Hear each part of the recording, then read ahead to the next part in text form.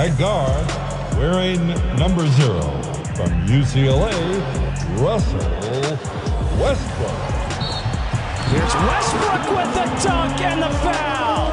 Westbrook got it. Westbrook to the hoop. Oh, the big two-handed jam. In the paint, look at that move. Oh, got it in the foul. Showing that change of direction, that change of pace that has made him a future Hall of Famer. The lob to Westbrook. Oh, wow. That was impressive. It's swatted by Westbrook. And it's blocked by Westbrook. Here's Westbrook for 3. He hits it. Unbelievable. I don't think you can truly appreciate what Russell Westbrook does unless you watch him like we get to watch him. Oh, the monster jam by Russell Westbrook and the foul. And in an elite class in that category, and that's drawn us to him.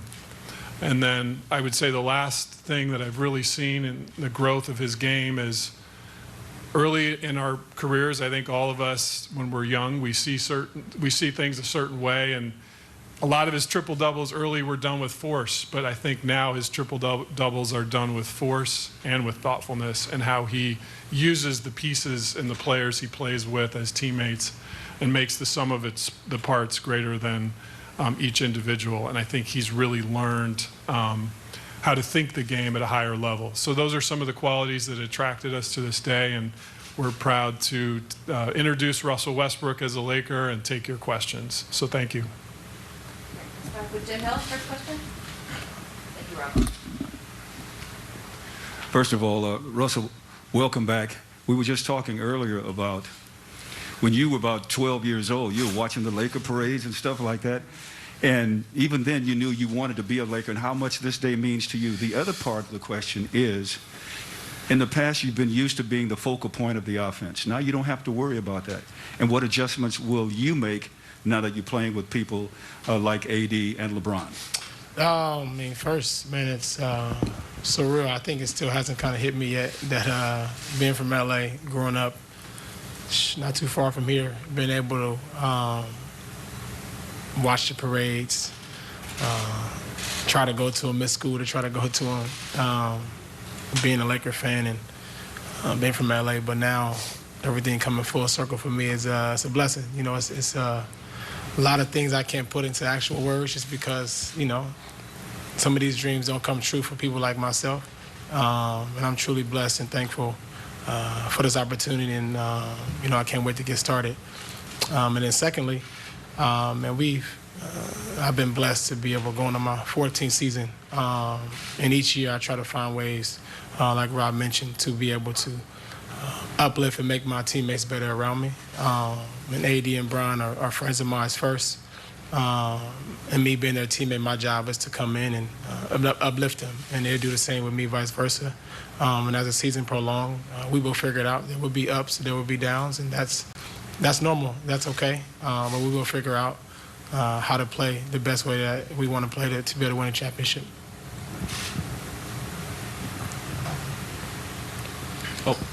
Kyle Goon, Orange County Register.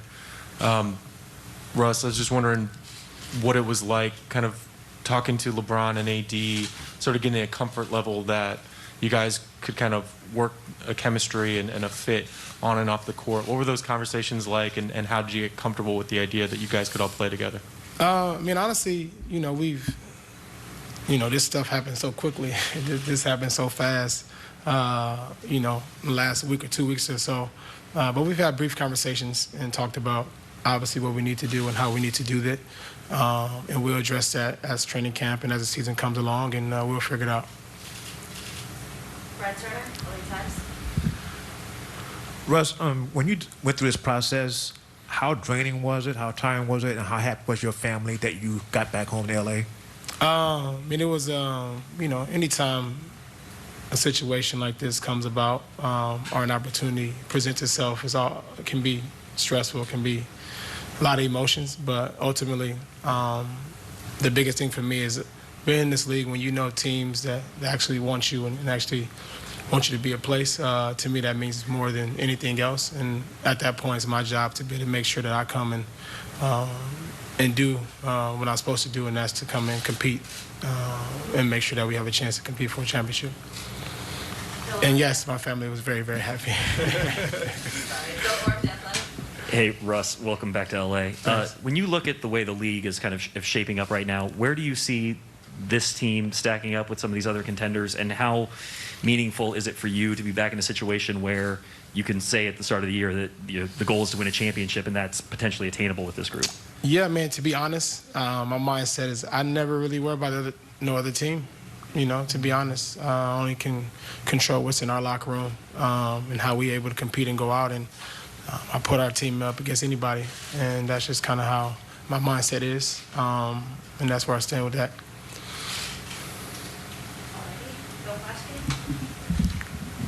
Yeah, Russell, do you feel like you have anything to prove? No, I don't. I've been blessed and thankful to be able to be in this league so long, and lucky to be able to play and be healthy. When I got drafted in the NBA, that was me proving people wrong. When I was able to go to college and get a degree, that was me proving people wrong. Not a degree, I wish I got a degree. But go to college, go to UCLA from the inner city, that was me proving people wrong. Just making it out the hood was proving people wrong. I don't need to do that anymore. I've been able to bless the people around me, my family, been able to impact people all across the world with this platform that's been given to me, and I'm continue to do that. And obviously we want to win a championship, but our ultimate goal is to make sure we use what we have to impact others around you.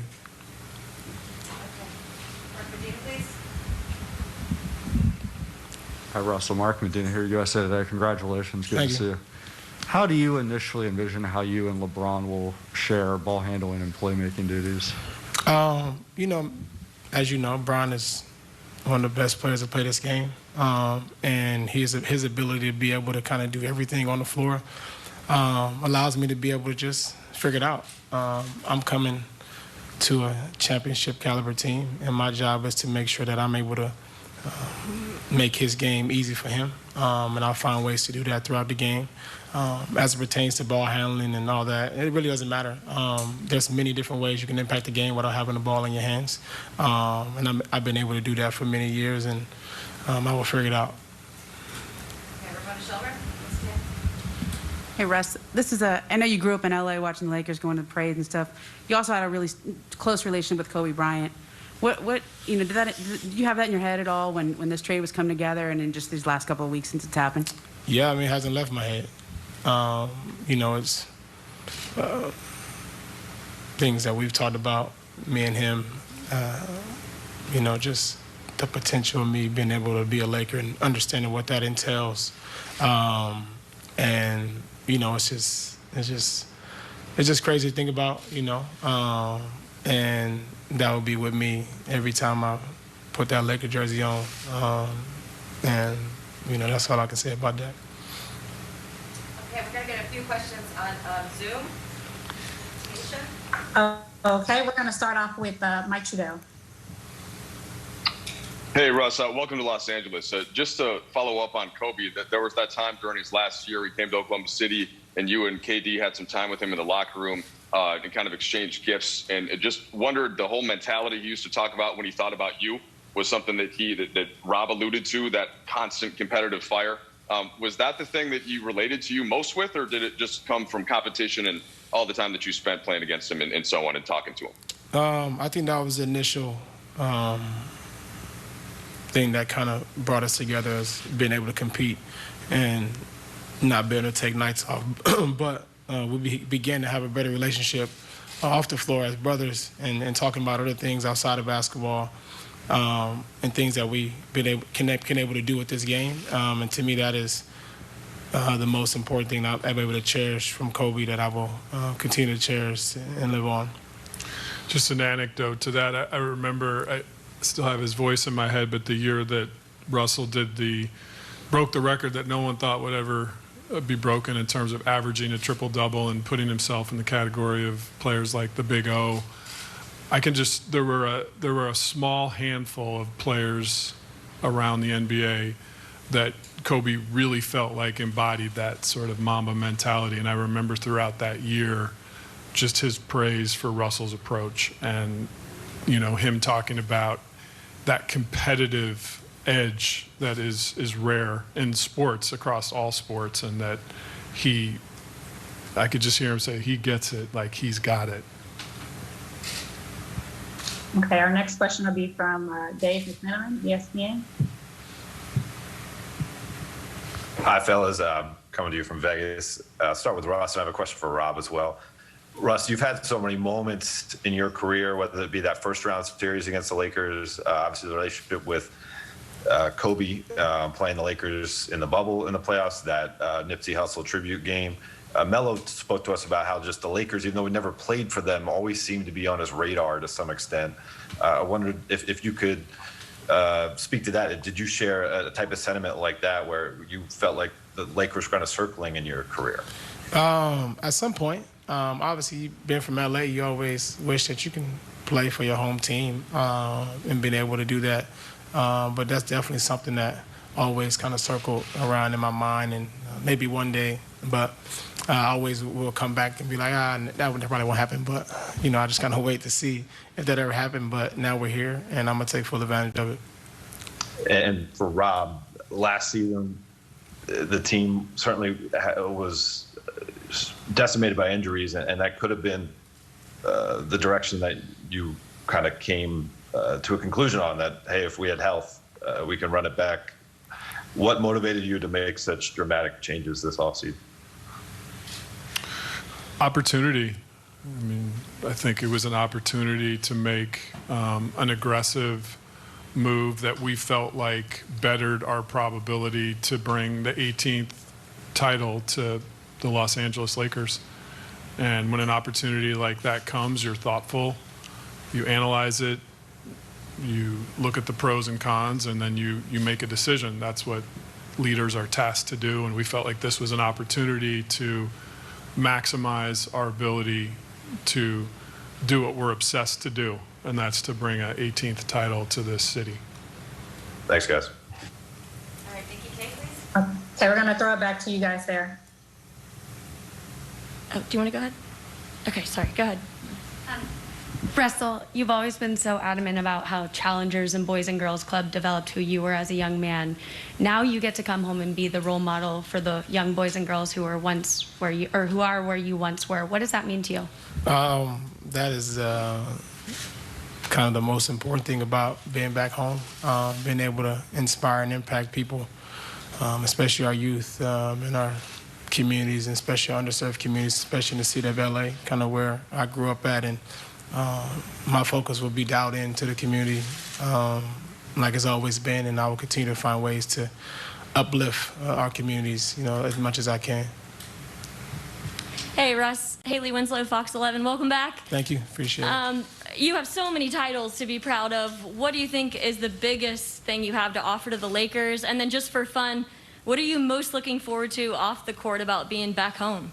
Offer to, like, I mean, I just, one thing I always have done and always will do is stay true to myself. I think you can never waver, and I can never waver in this league.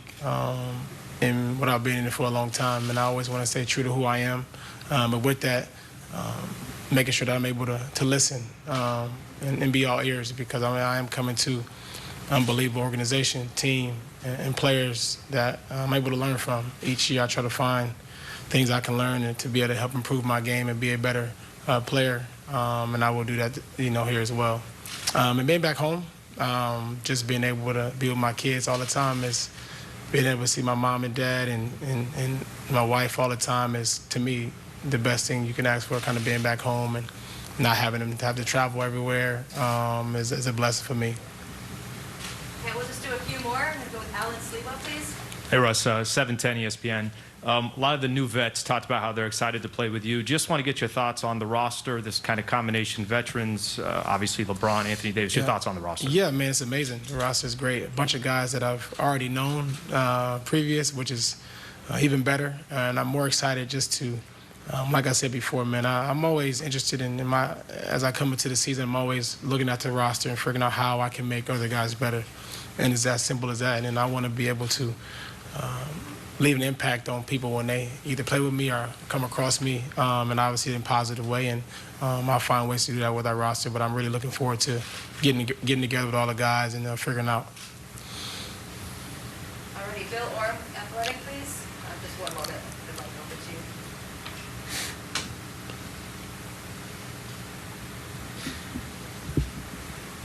you. Question for Frank. Russ kind of shared a little bit of his vision of how this might work out over time, but I'm curious, what is your vision for how LeBron, AD, and Russell can all work together, and in what ways do you see each of them maybe needing to adapt their games for it all to maximize its fullest potential? Yeah, well, I mean, I think anytime you have three great players like this, there is an element of sacrifice required, and we've all talked about that and are all in on that. But these three guys can do it all. And what I love about our group, Bron, AD, and Russ, is they're all make the right play players. You know what I mean? It's not just about scoring or being a one-dimensional player. They can all do it all. So I'm most excited about seeing what the three of them on the court at the same time looks like. I think we're going to be an extremely dynamic, fast-breaking team, and one that can play. They can play off of all three guys in many different ways. So, I think with the speed, athleticism of those guys, plus the guys, the complementary parts we put together, the shooters and the defenders, I think we got a real chance this year to do something special. And it's on us now to put in the work, and if you get this type of talented guys to buy in and put in the work, hopefully we can achieve something special. Marian Solis. Question for Russell and Frank as well. Much has been made about the age of this roster. Could that actually be a weapon, something to serve to your advantage if we consider that age equals experience? Age does equal experience. IQ intelligence helps you win. And in terms of motivation, the motivation for us is that trophy. Not what people are saying. This group is highly driven to get back on top, and I don't really think about anything about what anybody's saying about our age, but I do agree that the experience will be necessary and will help us win. Yeah. Sorry, last question. No, go ahead. Go, Kyle Goon, please. Kyle Goon again. Russ, I was just wondering, you had so much stability in Oklahoma City for such a long time, and then you've played for a couple teams in the last couple of years. Yeah. Does that change your concept of what you want out of a franchise, and is your vision, and obviously there's factors beyond any one person's control, but is your vision to be with the Lakers for a long time? My vision, in this league, you understand this is a business, and through that you just do your job, and that's what I'll continue to do. As far as the business side of basketball and figuring out where I would be, and I wouldn't imagine that I'll be here 3 or 4 years ago. It's just something that I can't fathom. But while I'm here, I will compete the best way I know how, give everything that I have, and I'll let the business side of basketball take care of that. Well, Allison's coming up too. I want to thank Russell's family and support team that's here today too. And when I was an agent for James Harden, I went to a lot of Thunder games early in his career, and Russell's dad is going to be a perfect part of Lakers Nation with the energy he brings. We're going to do some photos. Perfect. All right. Rob's going to officially introduce Russell, the Lakers.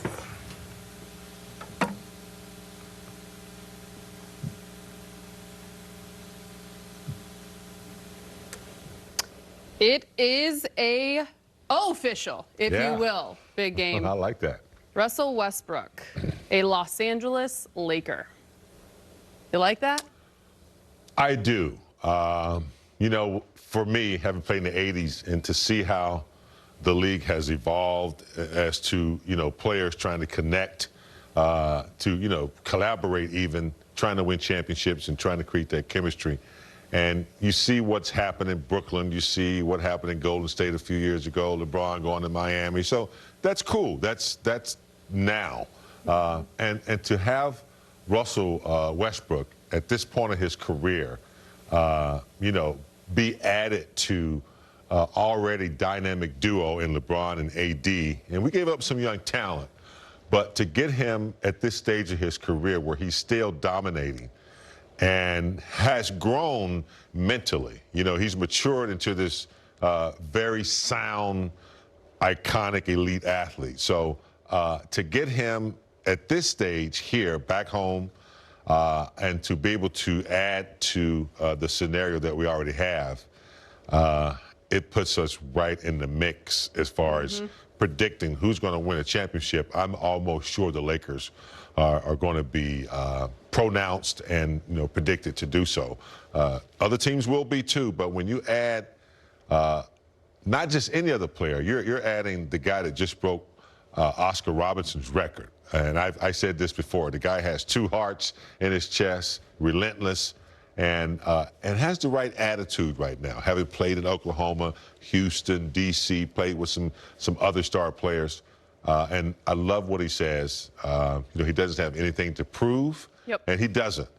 But I'm for sure it'd be nice to add a championship to what he already has achieved and gold medals and things of that nature. Right, which not having anything to prove is much different than being motivated to reach that one common goal. You just heard Frank Vogel say that's the motivation. It's the trophy. There's the element of coming home. He said it's still so surreal. He used to try to leave school to go watch the Laker parades. He is a Laker fan through and through. But I'd be remiss, Big Game, because a couple days ago we showed on this show a clip from Kobe a couple of years ago when he was asked about the parallels, the comparisons he sees of him and Russell.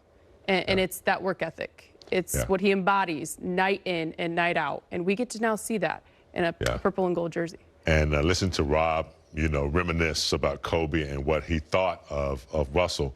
I'm sure Kobe didn't say that about too many people. Right.